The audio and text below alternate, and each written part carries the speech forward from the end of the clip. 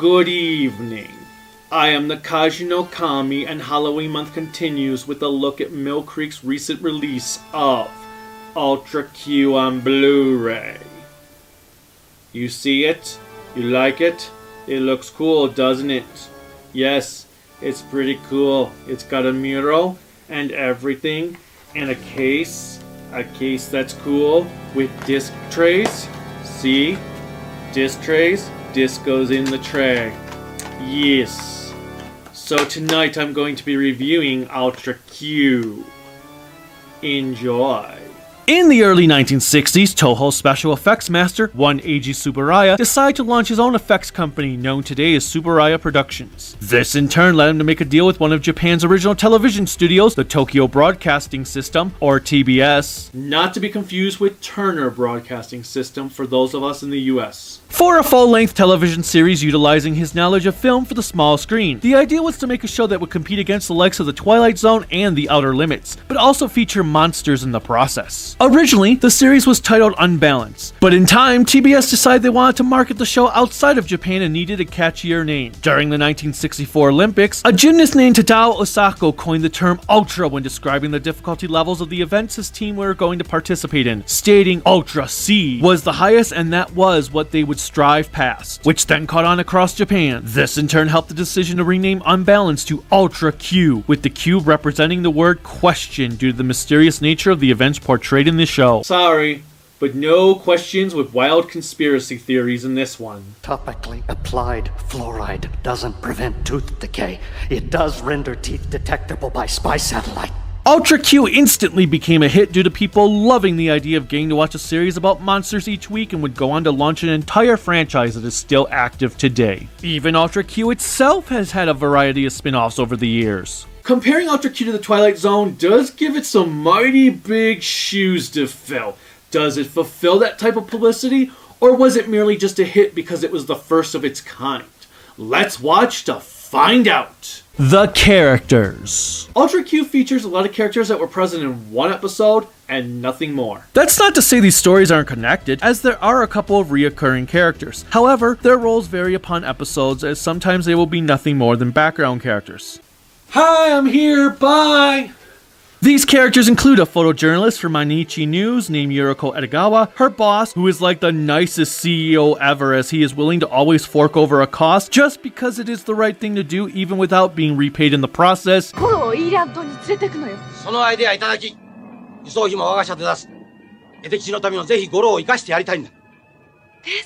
Give bonuses,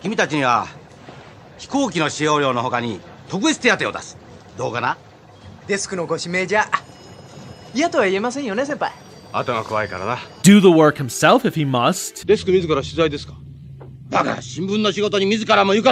Hence how you know this series is fictional. A wannabe science fiction writer and pilot for Hoshikawa Airlines named Jun Manjomi, and Jun's assistant Ibe Togawa.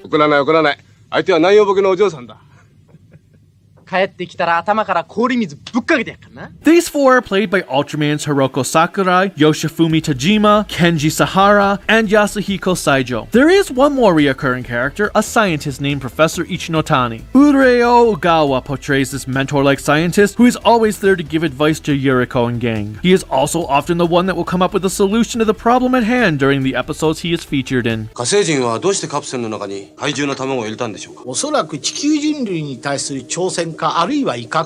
Unfortunately, there isn't much of the way in character development for our mainstays, but their purpose was more just to be a familiar face for the audience to sympathize with, while the main attraction were the monsters. Nevertheless, they are still a likable group of individuals, as you can relate to them since they are just normal everyday Joes trying to survive in the world that wants to eat them up for breakfast. Beyond that, I can't really say much happens with them, though they do have some really good moments, and you can see a romantic relationship being hinted at between Jun and Yuriko. Oh, and it was nice seeing some Toho regulars on the show.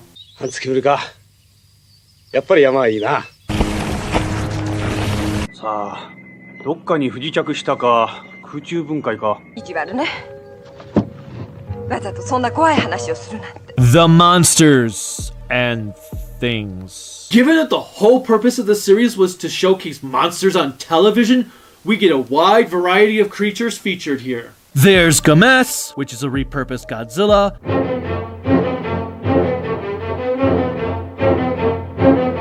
Baragon's suit was used for Pagos,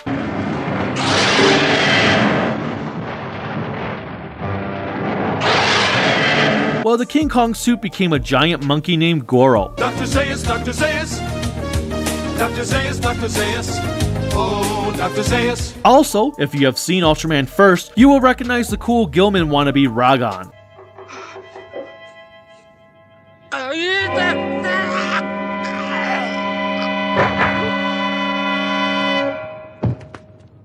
My favorite monster is named Pagila, who is basically a walking blizzard. Wait, does this mean he is the original White Walker?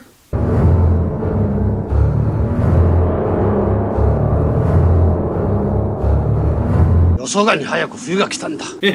what she said. Oh, you are just so childish! Anyhow, we get to see Pagila early on in the Arctic and then again as he makes his way to Tokyo, freezing it.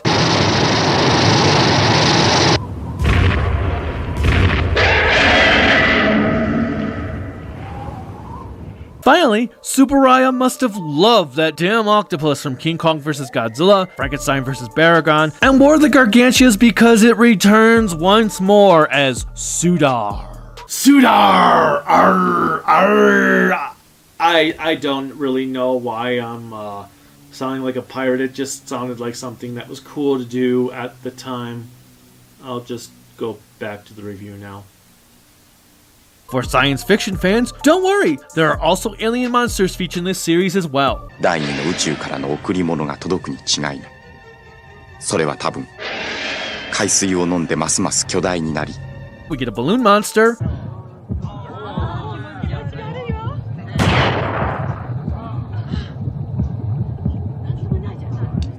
followed by the robotic Garamons, whose design would be reused in Ultraman for Pigmon.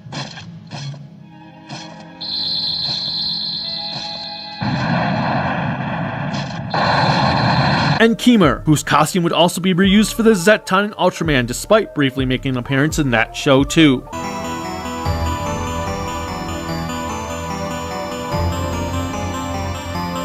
Of course, it doesn't end there as we have a Phantom Train.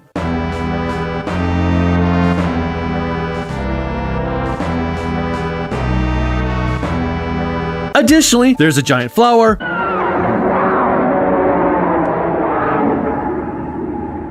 a rock monster with Godzilla's roar,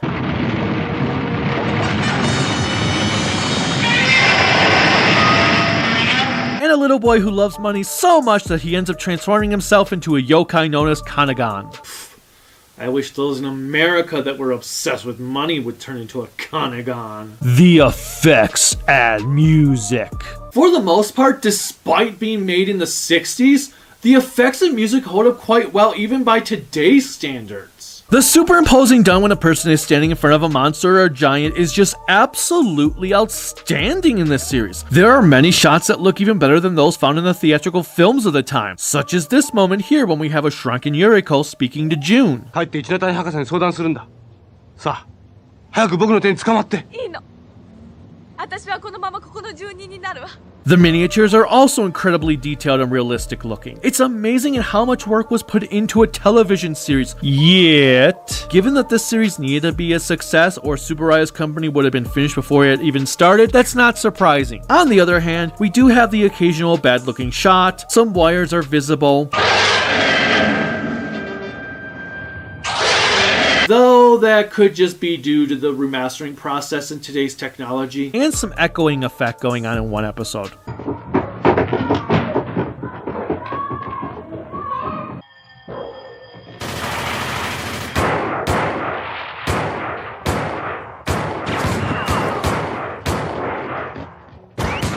Also, I'm pretty sure they ripped some footage off of both Rodan and King Kong vs. Godzilla. Either that, or they did a really great job of recreating those scenes.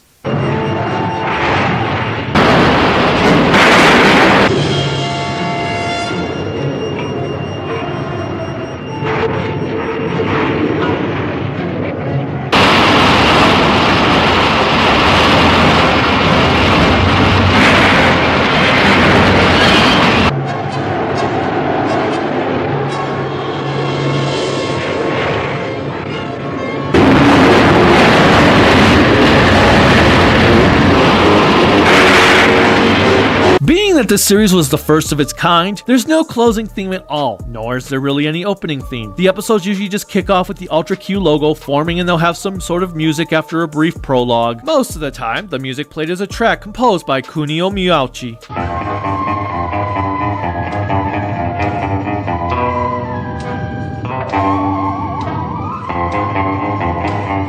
Which also features some cool Rod Serling-like narration from Koji Ishizaka.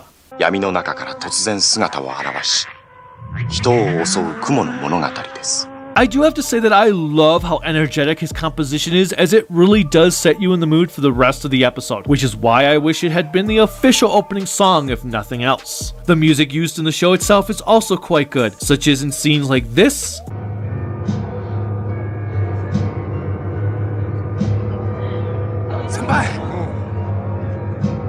the episodes. As with every TV series, not every episode was great. There are the truly outstanding ones, the majority that are good, and then the occasional ones. One of the things I did enjoy about the vast majority of the episodes is that despite being standalone stories, there were some continuity aspects involved, as we have here in this episode featuring Pagila. In the first one, June encounters Pagila on a trip to the Arctic. Then in the episode where Pagila returns, Yuriko's boss tells her this. 君はすぐ羽田冷凍漬けの原因を聞いて回るんだな。はい。読者んとか他のもんが言ったから、そうだ君は寒い国へ行ったことのある探検家でを探すんだな。Who does she go to? Well, June, of course. 局地探検家にヒントもらってこいって言われたんだ、デスクに。あ、そういえば先輩1年前に南極行ってきた。Oh, and Godzilla apparently exists in this series, as he's name dropped once. I'm not sure if he's just a movie character or if it's the actual monster, but that was pretty cool. ゴジラみたいな尻尾にはギザまでついてんだぞ。We also have 2 episodes featuring the Garamon, where one of his creators returns to Earth to obtain the remote so they can attack the planet again.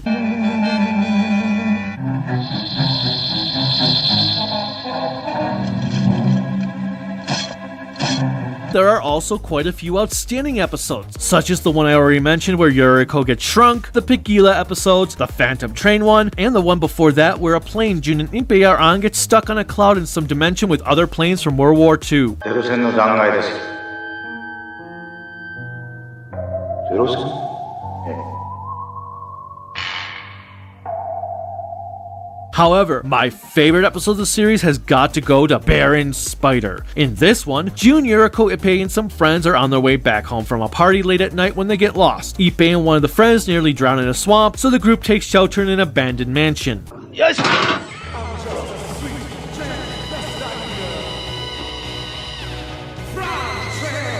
Unbeknownst to them, the mansion is home to some giant spiders that used to be a baron and his daughter who attack our favorite protagonists.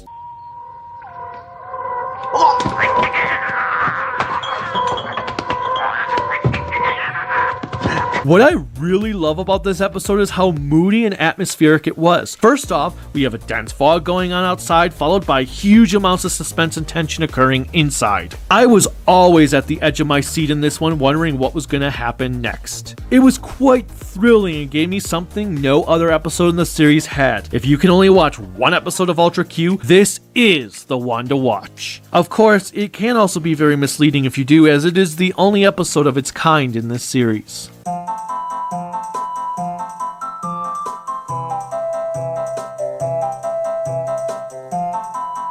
やめてよその笛。君が悪いわ。Oh, you're no fun anymore. As for my least favorite episode, that's kind of a toss-up. There was one episode that I just didn't get, which featured a runaway boy and a bird monster. It made no sense to me. Then there was another one that had an extremely sucktastic ending where a super fast train explodes and sends a boy and a monster into space, and it kind of just ended there. 極楽浄土ってところはハスの花がいっぱい咲いてると聞いていたが、星がいっぱいじゃねえか。私はカモメ。私は。 I thank you for playing Twisted Metal. We never even hear if they actually managed to save the kid or not because the next episode starts up and nothing is ever mentioned about it, which also added to its lackluster finale. In fact, I'd say there were several great episodes that kind of left a bad taste in my mouth because their endings fell flat. Nevertheless, my least favorite episode of the show, which is apparently a beloved one in Japan, is titled Grow Up, Little Turtle. Grow Up, Little Turtle features a boy who loves to lie obsessed with turtles. Oh my god, it's Kenny! Kenny is trying to make his turtle grow to a certain height in order to take him to an ancient kingdom from a fairy tale known as Urashima Taro. 99センチに成長したら竜宮城へ連れてってくれるんだよ。 The boy ends up witnessing a bank robbery with the robbers hiding in the school after an intense shootout. His turtle attaches itself to the robbers and he chases after them as they try to get away. We then have scenes of him yelling at the robbers,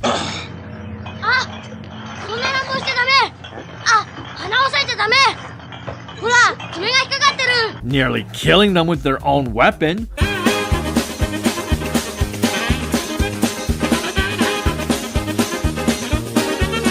Not to mention his great Darwinism moment. 早く始めてんのかな。おかしいな。 Please go off so I can be done with this episode. Oh my god! You killed Kenny! You bastard! Over time, the turtle grows up and flies him to the ancient kingdom to meet the princess. The turtle even has blinkers. Stop! She tortures him until he promises to never lie again, but everything about this episode is just so dumb in my book. I would have been fine with it had it just been about Kenny and his turtle, but when you throw in the whole bank robber aspect into the mix, that is where it loses me. It's all monsters attack all over again, where a little child is able to best two professional criminals. Hence why I consider this episode to be the biggest bomb of Ultra Q, the Blu-ray. Mill Creek has graced us with a Blu-ray that is most definitely worth picking up. To start, the series was actually shot on 35mm film as opposed to 16mm prints TV shows were normally recorded on in Japan. Part of this stemmed from Tsuburaya wanting to make the series feel like a bunch of movies. The other half was due to TBS buying Tsuburaya the best top-of-the-line printer available at that time for composite shots. Tsuburaya was one of the 2 companies in the world that owned that type of printer, the Oxberry 1200 optical printer. All of this meant the show was going to look just as good as a high-budget movie, if not better. Thus, the video quality of the Blu-ray simply looks exceptional. Sure, there is still noticeable print damage, and for some reason the video seems to slow down in this one scene. これから先通れませんよ。今のトラック追っかけてんだよ。これから先通れませんよ。今のトラックを。これから先通れませんよ。今のトラックを。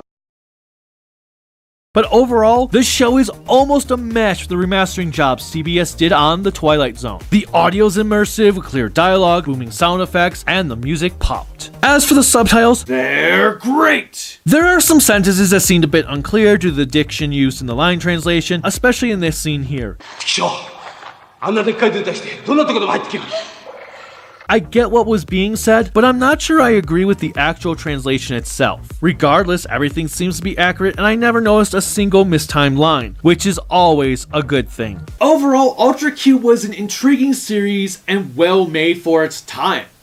There are a lot of interesting episodes to be found, despite there being a lack of character development. Thus, I am going to give Ultra Q a solid 4 out of 5 grown-ups in spandex. Or maybe that should be grown-ups in rubber monster suits, but whatever. I highly recommend giving Ultra Q a watch, as it is definitely worth it. It doesn't matter if you are an Ultraman or a Toku fan in general, or just a horror science fiction fan. This is definitely worth checking out, as it appeals to both sides of the spectrum. And like I said, the Baron Spider episode was just top-notch. Very atmospheric that any horror movie fan should enjoy it.